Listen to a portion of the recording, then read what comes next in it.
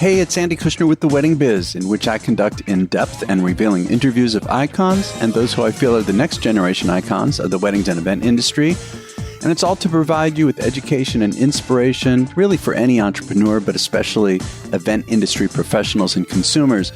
So most of my interviews have been with high-end wedding professionals within the United States.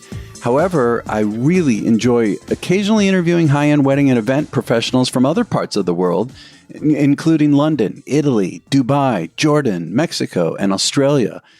And, we're all essentially similar, though different cultures affect our approaches somewhat differently. But I think it's really fascinating to hear people from all around the world and what their perspectives are on their careers and how they do their business in this industry. So last week's episode, before I introduce today's special guest, who is from outside of the United States, last week's episode, there wasn't any. But on the week before, on November 20th, I released my interview of popular planner designer Brooke Keegan. Be sure to check that one out, again, from November 20th. So today is a revisit of my original January of 2020 interview of John Emmanuel, based out of Sydney, Australia. John is best known for creating exquisite grand-scale floral installations. A known leader in his market, John has worked alongside many high-profile Australian wedding planners in continuous collaboration to create some of Sydney's most luxurious events. John also hosts the John Emmanuel Luxury Wedding Masterclass. And I urge you to listen to the entire interview. Enjoy this conversation with John Emmanuel.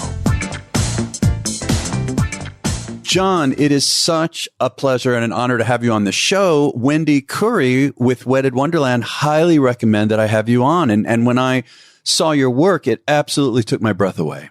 Amazing. Well, thank you very much for having us. And Wendy's a great person who's done a lot for the wedding industry here in Australia. And it's a pleasure to be speaking to you. Yes, same here. Well, so I'm curious, where are you from? Are you from Australia? I'm born in Australia. However, my heritage is Maltese, so from a little Mediterranean island in Europe. Wow. Is it you're talking about, so your parents are from there? Yeah, correct. Did you live there at all? No. I visited there once, and it's a beautiful little Mediterranean country. But I'm very proud to be Australian, to be born here in Australia. What did your parents do? What did each of them do? Like when you were growing up, basically. Growing up. So I actually grew up or was born in country Australia, which is about 5.5 hours drive out of Sydney, on a farm there. And then we ended up on a market garden about an hour and a half from Sydney. So it's really been a really big sort of farm journey throughout my life until I was about 13. Unfortunately, my mother tragically died in a car accident when I was 3, so that changed things a lot. But that's where we started, and that's what the family background is. I know. I mean, I'm certainly this would be obvious. It's so hard to lose a mother at 3, but when you say it affected you so much, in what ways could you say now? That's a difficult question to ask. Obviously, as a child growing up without a mum from the age of 3 was quite difficult. And then into marriages have a little bit of their own problems as well. But out of this, my floristry career was born out of the tragedy almost. So when I was 13, I ended up moving in with my grandmother, who used to help my aunt and cousin do wedding flowers. And that's how I entered in the florist industry when I was 13. Oh, interesting. And I know that's a difficult question. I ask it before I tragically lost a brother when I was 13. He was 11. And, you look back at that and it's interesting. My mother tells me that, my parents thankfully had gone into therapy at the time. And since then I've done quite a bit to help deal with it. But, one thing that really sticks out that she says about it, how can you even put this in words? But she did say it's like this steel spring that is just squashed down. But after time, it bounces back even higher than it was before. Like in a sense, the capacity to understand the value of life. And I believe for myself, and I wonder if for you too, if there's also a motivation and a drive to really do what we want to do, what really is in our heart. Absolutely. And that is, it's so true. It's so true. And I think growing up with that little bit of emptiness and things like that, it just propels you to strive more and attain excellence more and, and just be totally driven. So it has built or been part of my foundation of growing up and who I am today. Yes. Well, when you were 13, so you said you moved in, you said it was with your grandparents. Is that right? Yeah, with my grandmother. Yes. And your grandmother, and she was at a flower shop that you said she had? Well, my aunt and my cousin used to do weddings from home, and she used to help them on a Friday or Thursday and Friday. And at 13, what do you do? So I used to go along with her. And I had a great connection with my aunt and my grandmother and my cousin. So I just used to go over and help prepare the flowers and things like that. And then from a little buttonhole to a flower girl basket to, then learning more is how it all started. And, my aunt is one of my biggest fans. So she sees the pictures of what we do now and she's just blown away by the size of the events that we do. She goes from a little buttonhole that I used to get you to make or a flower girl basket. Now you're creating these amazing transformations. And it's a really proud moment, actually. It really, really is. That's so wonderful that she's still around to be able to see what you've done with that, with what started as her passion. So when you started to do this as a teenager, did you feel some kind of a special passion, or at the time, was it still just something to do? Well, previously, even at 13, in the back of my mind, I'd always wanted to do bridal and evening wear. So it was always wedding orientated and it was always creative. However, I fell into floristry and developed a passion for it. But John, where did your interest even in the bridal market and before flowers, where do you think that came from at such a young age? Well, my stepmother was a seamstress. So she used to make wedding gowns and I used to see that. And I suppose a little bit of passion derived from that. So, for weddings, I absolutely love flowers from the bottom of my heart, but passion about weddings. Oh my goodness, I eat, sleep, and breathe weddings. So, but why do you think that is? What is it about weddings that moves you so much? It's such an emotional day. And to be in a situation where, this bride in a lot of cases has been dreaming of her wedding from the age of 5 or 6, and to be part of that, even today, after being quite successful, it's still an honor for me to be part of a bride and groom's wedding. It's an absolute honor, and that's how I treat it. There's many other florists and vendors they could have chosen, but for them to choose you and to be part of such a significant time in their lives, I think is just an absolute honor and a privilege. It really, really is. I agree. Well, so what happened? Did you go to school or I don't know if it's this, we use the same words as the States, but college after high school? Did you go? So I actually left in year 10. So I don't know what the equivalent to that is in the States, but I left at year 10 and basically went into a traineeship the next day. Oh my God. For what? A traineeship for what? A florist traineeship in a retail outlet and a retail florist. Was that, I don't know much about, culture in Australia, but was that a huge leap of faith? Was that something that not many people did, leave school for something like this? Well, at that point in time, because we're talking 26 years ago, something like that. So in that time there, the culture there it was fine. If you were going to do a trade like a florist or a hairdresser or an electrician or something like that, you were actually... You'd leave at year 10 and then start what you call your traineeship or your apprenticeship. Ah, I see. So how old were you then? I would have been 14, 15. Oh, that is interesting to me here. Okay. Yeah. It would have been 15. Relatively young. Yeah, 100%. Yeah. And what was that experience like for you? What do you feel you learned from it? Well, you learn all the fundamentals, which was really good. However, from then I springbolted within probably 18 months of that time of being in partnership in a retail outlet. So it was very fast-paced. My life has always been very fast-paced and just chasing dreams, and it usually happens quite quickly. Now, that's interesting. I love how you say chasing dreams. Where do you think you got the, let's say, the fearlessness to do that? I mean, of course, we all want to be able to make our dreams, but I do think it's only a portion of the population, probably a minority, that actually really chases it, as we say. Yeah. I think growing up, growing up on a farm, and it's quite seasonal, and I don't come from a wealthy family at all. And I just think, growing up in that surrounding is just, you know what, I want better for myself and I want better for my children, you know, and I want to be successful. And I do really believe that that's where the drive has come from my childhood, you know, and always just wanting to, I think also losing mum young, always wanting to impress my father and my stepmother and my siblings and all of that. I'm one of 7 children and right in the middle. So a very big family. So the middle child syndrome of, you know, just wanting to succeed and be seen and things like that. I truly believe that that did help catapult to where we are now. So how long were you in the retail environment before you ended up starting your own business? Okay, so we were in the retail sector working for people, so 14, 15, 16, 17, 18. So for about 4 years, of which I got married really young. And my wife and I got married in September. And by the beginning of December, we opened our first solely owned flower shop, a retail outlet. And we were in retail for about 16, 17 years. 16 or 17 years. Wow. In retail. We had multiple stores at a time. Oh, you did. And now I'm assuming that were you handling weddings and events as well? I assume you were. Yes. So I've always had a passion for weddings. So we always had a wedding sector within the retail outlets. And generally it was run separate to the retail. But yeah, there's always been that passion for the wedding sector. But what we saw happen about 8 years ago, the retail market really changed in floristry. So we decided to not renew our leases and we sold our last shop and totally concentrated on the wedding and event side of it.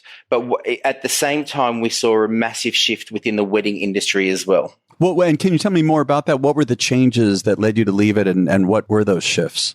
Well, weddings were becoming much bigger. So what we see now happening in Australia wasn't happening 7, 8 years ago in the way of the size of weddings, the luxuriousness of weddings and so forth. So a wedding seven years ago, say, a flower spend, if we had a $7,000 to $8,000 flower spend, it was a big spend. And now we're doing weddings up to $100,000, $110,000 just on floral. And is that equivalent to US dollars or no, that's Australian dollars? I'm talking Australians. Yeah. No, I'll have to look up all the listeners here. We're all scrambling to do the converter. The conversion. It just depends how good the Australian dollar is at the time. Right. That's funny.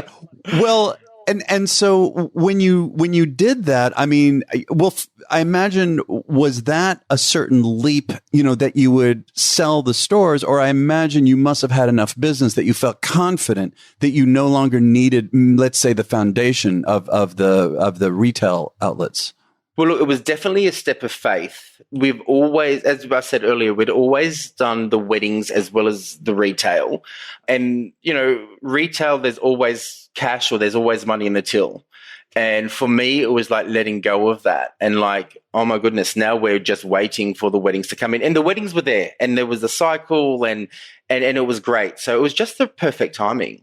But did you feel a fear when you did this? I mean, you're a typical entrepreneur. Did you feel fear?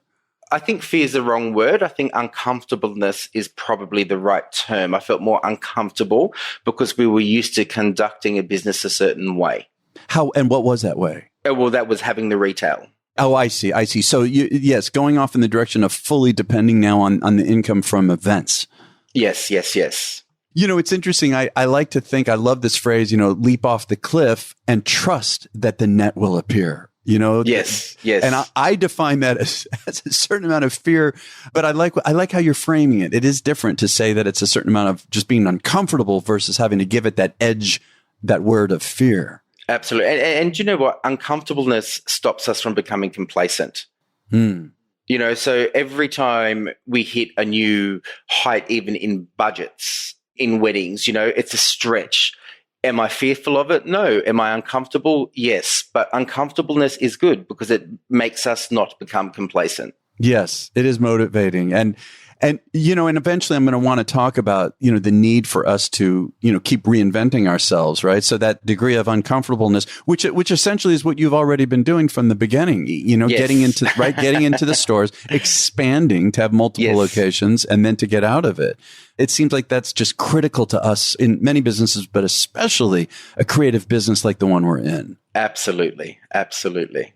So then, I'd love to get into, more about your own personal signature, like in learning more about you. I know that you are really best known for creating these just exquisite, just grand scale floral installations. And I know reading from your website, ranging from tablescapes to flower walls to grand ceiling designs. How would you describe your personal signature to someone who doesn't really know the business? If you could put that in words. The John Emmanuel look is definitely luxurious. Whatever we create always has that element of luxury. So for the moment, the trend that's going, there's a big trend of very boho, very relaxed sort of a look.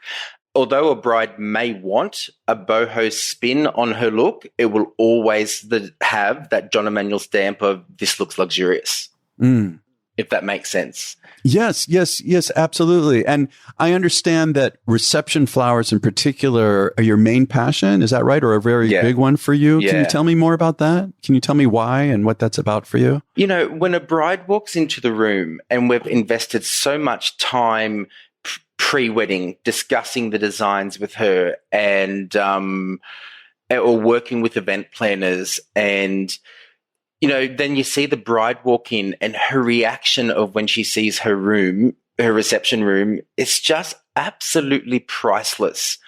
We're in the business of making dreams come true. And, it just inspires you to keep on going, do better and do more amazing weddings. And, the stress levels are high. When you're talking about the wedding industry, everything's on timeline. And you almost forget all about the stressfulness of that event once the bride has seen it and you've seen her reaction. And what is your general process when you are dealing with a bride or a bridal couple? Can you kind of take me through it from the beginning when you first meet them? Sure. So when a bride first gets in contact with us, it's usually via phone or email. So we'll send them an introduction to who we are, what we're about, our pricing structures as well, like we have minimum spends as well. And then they're booked in for a consultation. And then we'll basically just sit down. And the first thing I say to my clients is, what is your vision? What would you like me to create for you? And then we basically start from that. And very soon after that, I go to what's your price point? Because what's happening now with with social media, so many amazing weddings are posted on Instagram, or in most cases, they bring pictures of my work of weddings that we've done in the past. And they may be looking at a $80,000 flower spend or $100,000 flower spend, but have a $10,000 to $15,000 budget. So we need to look at what elements in that wedding the client really likes, what we need to pick from that wedding and try and bring it in as close to budget as possible. So, John, in terms of the consumer, they're so much more educated now that they've got, they've got the internet, they've got Google, they've got social media in particular. And so when they're bringing you pictures and a Pinterest board, I mean, is it something that you welcome or is it more frustrating because you want to create something, I imagine, fresh and new for them? How do you deal with them when they do that, when they show you? Look, ultimately, it's my job to give the client their dream. So if they love an event that we've done prior and they want to mimic it, I have no problem with that because it's all about the clients, what they wish for and what they want us to create for their big day. So it is great when people are, let's do something different and things like that. But in a lot of cases, it can get a little bit repetitive because once you build a brand and a particular look, that's why people are coming to you. Like I've had clients bring me, really unstructured, almost barn style designs. And I'm like, sweetheart, what are you here for? Like, this isn't my look. Yeah. So, I don't put it that bluntly, but sometimes, it's just like you come to a luxury supplier who specializes in creating a beautiful luxury look, but you've given me something that belongs in a barn, which is beautiful, but it's not our style. So I would actually prefer to lose a client than move off brand, because ultimately by building our brand and being faithful to our brand, it's what keeps us in business. See, and I think a lot of people, especially perhaps newer people, are afraid of turning down any kind of business. But I feel that there's a power, and in a sense, a message to the universe. When you do something like that, like you're saying, when you realize, this is not really, we're not a good match. Was that something you were able to do early in your career, to be able to recognize that and express that? Yeah, definitely. Like there was some crazes that come in and we just thought it was absolutely hideous. Or you try and sell the client something else that's closer to what you prefer doing. So can you tell me perhaps a story of maybe one of your favorite floral installations, how that went? Oh my gosh, which one? There's so many, huh? Oh my goodness, we create so many beautiful weddings. I really love the process of also working with our wedding coordinators, like with Diane Curry, who's internationally known as a wedding planner and stylist, and some other ones. So, to particularly pinpoint one, like of a favorite, is just really crazy. There was one that comes to mind, and it was actually, now that I'm thinking of it, and it's one of Australia's largest wholesaler and importer of fresh flowers. And we had the privilege of doing one of his son's weddings. And it had a retail spend of probably like equivalent to 450,000 Australian dollars. And just to step back and see that room was unbelievable. And the amount of flowers in the ceiling and and the tablescapes were amazing, and everything was just absolutely perfect on it. But the whole stretching, and more than a story, it's more of an experience, I suppose. But there's so many beautiful weddings that we've worked on, it's hard to pinpoint one. I want to make sure that you're aware of two other shows that are on the Wedding Biz Network. First, The Business of Being Creative, hosted by founder and president of The Business of Being Creative, Sean Lowe. Sean's consulting firm is focused on providing practical advice to those in the business of being creative. Tune in every Tuesday to hear a new episode chock full of topics and advice for creative businesses. Also, check out the 2 seasons of Stop and Smell the Roses, hosted by the one and only lifestyle and event design expert, Preston Bailey. Preston speaks with such an honest voice. I know you're going to thoroughly enjoy hearing him on this unique platform. You can find both shows at theweddingbiznetwork.com or on your cell phone's podcast app for both The Business of Being Creative and Stop and Smell the Roses. What about handling unforeseen challenges, which we all face at every event? Oh my goodness. It sounds like I hit on something here. Oh, okay. So I can tell you a story about that one. For my Australian or Sydney listeners or who are listening to this, it might make more sense. But there's this beautiful historical building in the middle of Sydney CBD, Queen Victoria Building. The access is an absolute nightmare. Multiple lifts, multiple levels. You're trolleying flowers through this amazing building, which is also a shopping centre to the end of where the venue is. And it was early on. So we're probably talking about 6 years ago, when weddings were starting to become massive.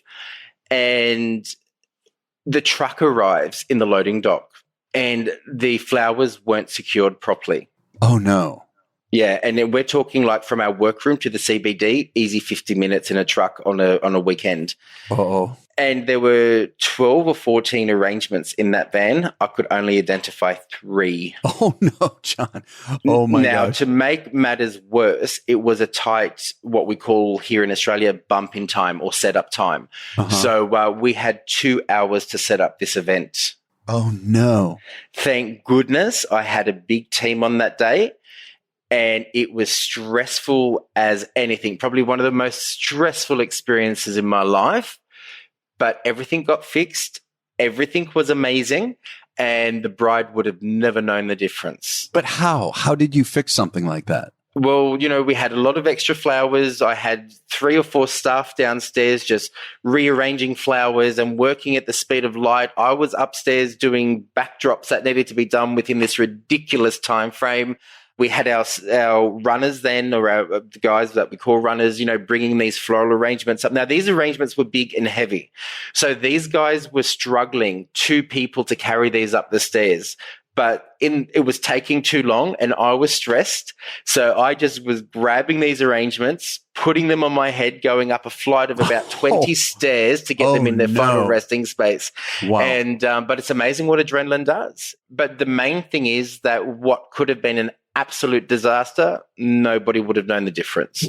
Well, see, and that's so interesting to me. It seems like a great skill that we need to hone and develop, when there is a problem like that, to somehow, I don't know, like for a moment, I've gotten to the point, I used to wear my emotions on my sleeve. I have a music and entertainment company and we do luxe weddings and events all over. And there was a time when I would be walking really quickly. I would look very stressed. I would stress out my band people. And I finally realized that I need to protect them from that. And somehow, although I feel it inside, I need to portray calmness, especially for my team and especially in a situation like what you're talking about. Yes. That's so true. It's so true. And, and I think how we handle situations like that, you should never yell at your staff or treat your staff with disrespect. Sometimes we need to push our team along.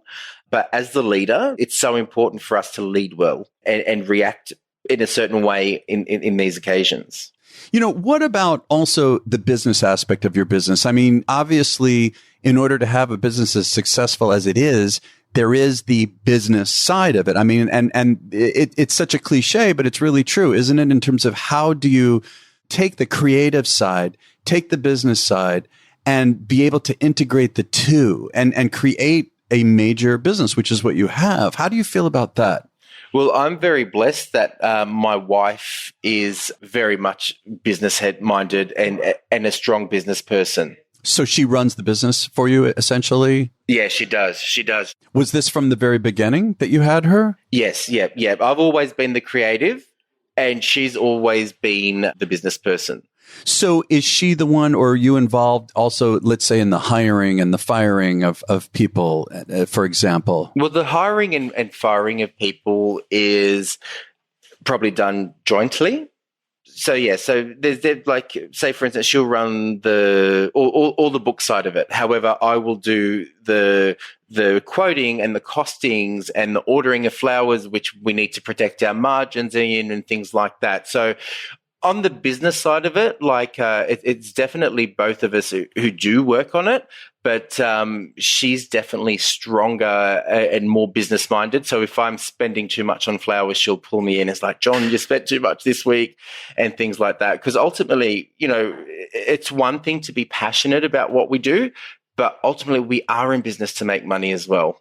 It's so interesting because I just recently brought on a business partner for my music company, Kushner Entertainment, because and it's a similar dynamic where I'm the more creative. I certainly have business experience, but I'm the more creative. He is creative, but he has more of the business, of the infrastructure and really understanding how to run the machine, the engine of a business. And I am more excited than ever to be able to have that, to free me up. And I imagine that's what it's done for you, right? Is to free you up to handle the more creative side. Absolutely. And look, it's such a blessing. It's such a good balance to have, because in a lot of cases, creatives aren't good business people. That's right. It doesn't always come as naturally, does it? No, it doesn't. So it's just a really, really good balance. And we are a family business, and my wife and I were young when we both got married, and we've been in business and worked together all of our married life. And now we have our children involved in our business as well. So it's really a family business that we're really passionate about. Well, now wait, isn't that a dangerous aspect? That you have family involved like that? Oh my goodness. I hit upon something, huh? Look, it has its challenges. Like when you're working with your wife, you're sleeping with your wife, you're at home with your wife. Look, at times it can be very strenuous, particularly peak season when we're working 80 to 100 hours a week at times, back to back. Yeah. And, you're running on empty. Like, it can be difficult. But, yeah, we make it work and we've gotten through. And, yes, sometimes it does get heated. My wife is of Italian origin, so we're both hot-blooded Mediterraneans. So everything's very passionate and boisterous. Like, our workroom is sometimes like the sitcom Everyone Loves Raymond. So, but that's our business. You know what I mean? It's loud. It's family. It's beautiful. So, and our staff come to love that as well. Well, listen, if the right people are listening to this podcast, who knows, you might get a reality show offer. Yeah, bring it on. I should follow you around with a camera. It sounds like it would be very entertaining. It is very entertaining. So, yeah, but it's amazing. It's really good. And, stemming from what we were talking about, my childhood earlier, and, losing mum and, not probably having the most amazing upbringing, it makes me as a husband and as a father to really want to give the best to my family, which, our business is part of that. So, yeah, it's great. So if I could also ask you about your pricing philosophy, not your specific pricing, but do you charge a design fee or percentage? How do you do that, generally speaking? Right. So first and foremost, I'm a floral designer. So yes, I do style weddings, but I don't charge a styling fee. Again, because I make money on my flowers, as opposed to a stylist who charges a styling fee, but doesn't have anything to really sell other than what they're creating, if that makes sense. Yes. So no. So the answer is no, I don't charge a styling fee, although many people have spoken to me that I should. But yeah, I haven't felt the need to do it at this point. Although, and in a way, it seems that charging a styling fee is also a branding statement, isn't it? That you should be getting paid a fee as a designer. Yeah, I don't know if the Australian market's there yet. That's an interesting point. I mean, here in the States, and you could hear in the podcast, because I for about a year out of the 2 years, I've been asking a lot of people about pricing, and there is a certain percentage of people that will charge a design fee and others that don't. And sometimes at conferences, it can be a very heated discussion as to the pros and cons of doing each of those. And what about, I mean, you've been in business for a long time. A long time. Yeah. What about when economic challenges hit you? How have you dealt with that? Well, look, we've had the challenges with business before when the GFC come upon the world, right? Mm-hmm. It actually hit Australia a little bit later, I think, and not to the effect of other countries. So we were blessed in that sense. Yes, it did affect Australia, but it wasn't hit like it was in the States and Europe. Like the economy was still going. Yes. So, but we did feel the crunch, and it probably came a little bit later. And that's when retail just dropped. And unfortunately, this is now, I'm putting, talking from the depth of our experiences, we had to put the family home on the market to clear debt. Oh my gosh, really? And this was all at the time that we were getting out of retail and focusing on events. So it was a very uncomfortable time, as I said before. However, we knew that the event industry was changing. We knew that we had bookings, and there's nothing like an unhealthy cash flow to startle a business. So my wife and I, we prayed about it. We made the conscious decision of, let's sell the house. We were able to downsize, which was really good. So we were still on the real estate ladder. And it actually enabled us just to clear our debts and get our cash flow happening again. And, I think it was 16 months after we made that decision and downsized, we're able to upsize again. So, you need to make the right decisions in time. And they're hard decisions as a leader of a business, as a husband and a father. Do you know what I mean? They're very hard decisions, but this one really paid off. I love the story that it had such a happy ending to it. That was such a courageous move. I mean, maybe you would say it was necessary, but I would say it was also quite courageous. And then look how it paid off. That's wonderful. Now, I understand too, that here in 2019, I know we're at the very end of it, but you introduced a new luxury silk flower range. Yes. Can you tell me about that? I know you're excited about that.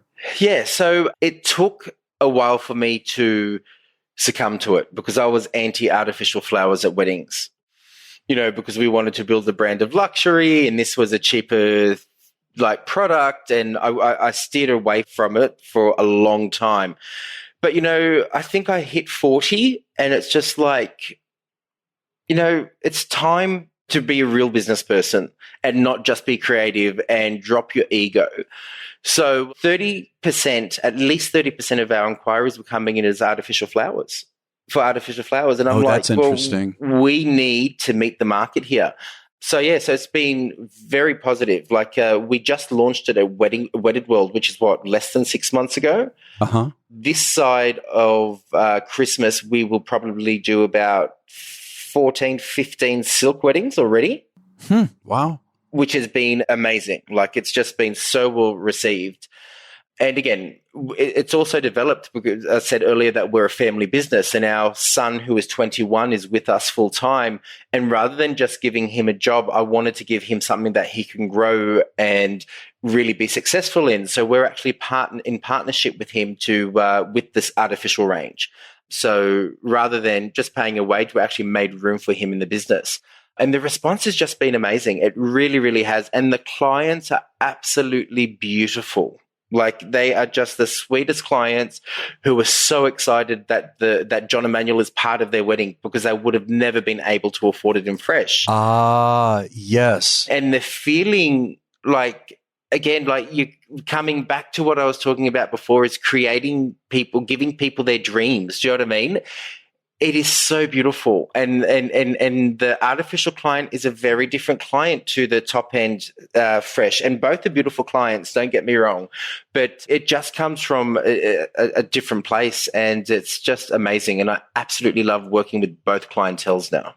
And I understand at the time of this recording that in a couple of weeks, you have a masterclass called the John Emmanuel Luxury Wedding Masterclass. Can you tell me about that? Absolutely. We're so excited about it. So it sold out a little while ago, and then we just released another 3 tickets, and there's 2 left now. And, after being in the industry for so long, in the flower industry and in the wedding industry, and the industry has been so good to you, I just think you get to that point where, do you know what? I want to give back. And by having the masterclass and giving the students or the attendees the tools and the keys to be able to create what we create, or even develop their own style and things like that, is just such an awesome thing. And it's also really good for the industry. And people have said to me, John, but why are you in Sydney? You're going to host masterclasses where you're going to be teaching competitors or people who could be potential competitors. And I'm like, guys, it's actually good for the industry as a whole, right? Because if Australia is producing more and more high-end luxury weddings, it's great for us on a world stage. That's right. And for myself as a designer, it's like, okay, well, if this is what we're teaching now, I need to be looking, okay, what are we going to be doing next? And always pushing myself to be ahead of the competitors. But, it's really, the masterclasses are awesome. And I absolutely love imparting my passion and skills and techniques to other people. Yeah, I love that. And I also, I read about the different topics. I mean, these are just some of them, but business, tabletop design, event styling, logistics, backdrops, structures, entry design, techniques.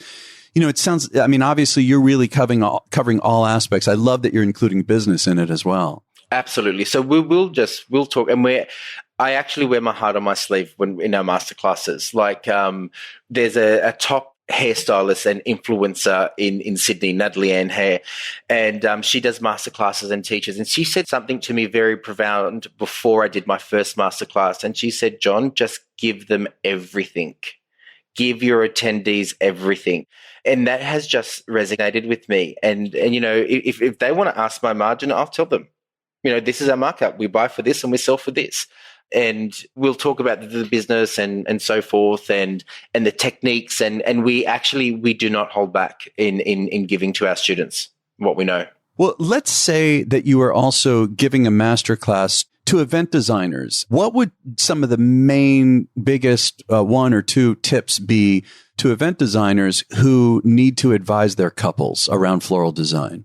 So I would probably go through I do go through the process of, what is your vision? What would you like me to create? We talk about budgets and things like that. So we will start with the fundamentals like that, and then we will build from there. And, we all want our weddings to be Instagrammable. So it's important for us when we're designing a room to design, okay, how's this going to photograph? Yes. We want this to look great for the bride, of course, first and foremost, the bride, but we want this to look great on social media as well. And most of our clients want it to look great on social media as well. So we'll talk about that, the design, your principles and elements of design, not just within the basis of a floral arrangement, but within the whole scope of the room. Everything needs to be well balanced and be done purposely. Nothing just happens. Everything's very thought out, meticulously designed and executed. We go through all of that.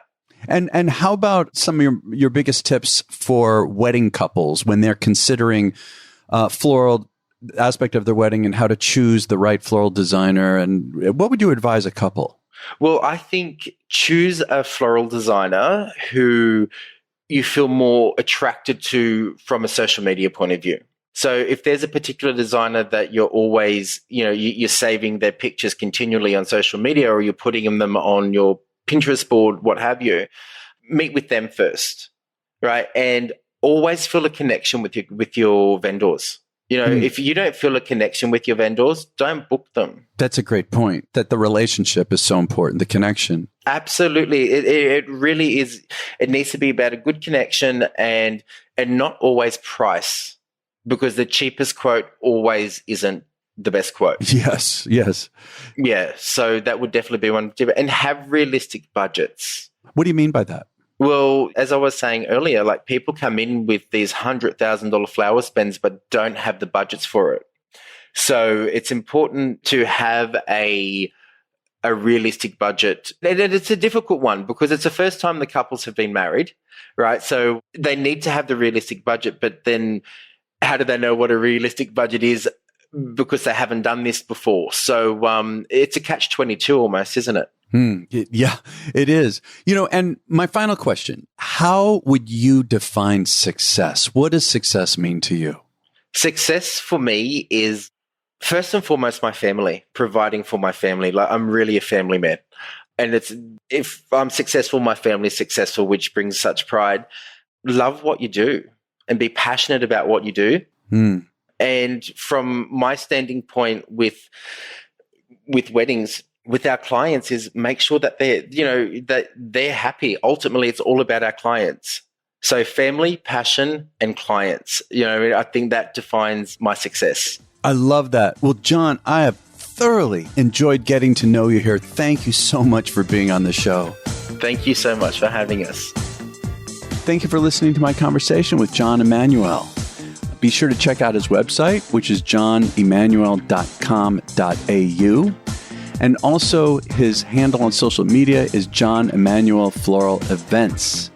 Next week's guest is going to be with Laura Ritchie, luxury wedding planner and designer, as well as the founder of Grit and Grace out of Washington, D.C. And finally, subscribe to The Wedding Biz on your podcast app so you know whenever a new episode drops. And follow us particularly on Instagram at The Wedding Biz. And we'll catch you next week.